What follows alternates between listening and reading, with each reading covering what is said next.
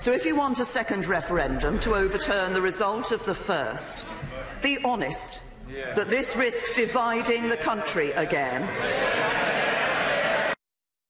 All right, Theresa May a few minutes ago speaking before Parliament and saying, well, this vote might be delayed on the formal exit or Britain's formal exit from the European Union. It will not be denied. She's not in favor of another vote on this, another referendum on this. She said the Brits have spoken on this issue more than 2 years ago, 2.5 years ago. The UK Member of Parliament for the Midwestshire, Nigel Huddleston, joins us right now. Nigel, you know, it's interesting. A lot of people ask, well, why should we care in this country about what's going on in Britain and all of that? Leaving aside, it's the 5th largest economy on the planet. It is sort of the center of a lot of activity with Germany in Europe. So that becomes a very big deal. Is that imperiled right now? Well, it is a big deal because certainly when I talk to businesses, including international businesses, they're very concerned about the instability and uncertainty here going on in the UK at the moment, which is one of the reasons why businesses are clearly saying to us, you know, get this deal done, support this deal. So I do get the business uncertainty is problematic for everybody. All right. Now, I noticed that there are a lot of critics Theresa May is running into within her own party and coalition government, whatever you want to call it right now, but no one is stepping up to say, all right, I'm going to challenge you, Prime Minister. Why is that? Just the idea that they couldn't or wouldn't be able to come up with something better for the time being, or waiting for her to implode, or what?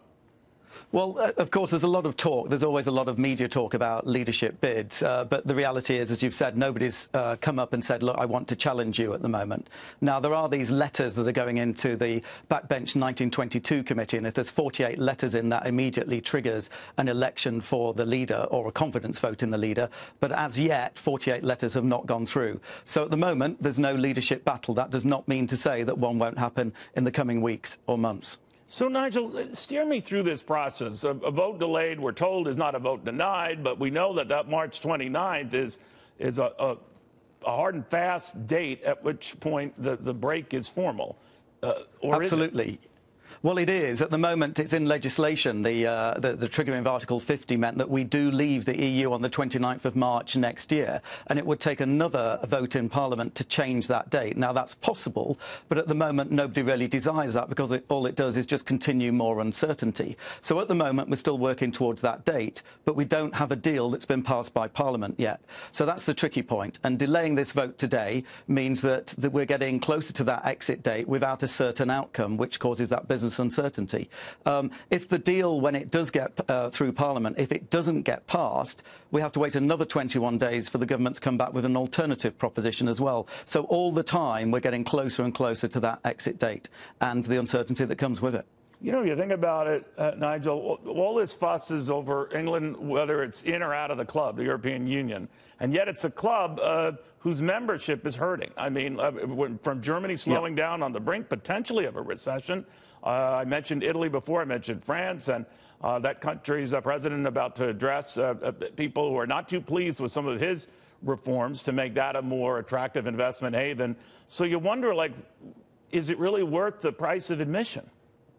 Well, I think that's one of the reasons why so many people, and in my constituency, nearly 60% of people voted to leave, because it wasn't a club that people saw going in the right direction. They didn't like the political elements of it, but also they didn't like the economic direction. You know, there's people making decisions that are transparently not in the best interests of the Europeans who they're purporting to represent. And you see this in the deal at the moment. It's transparently in the EU and the UK's best interest to get a deal, but for some reason the EU don't want to play ball on this. So the Prime Minister's now playing hardball with them.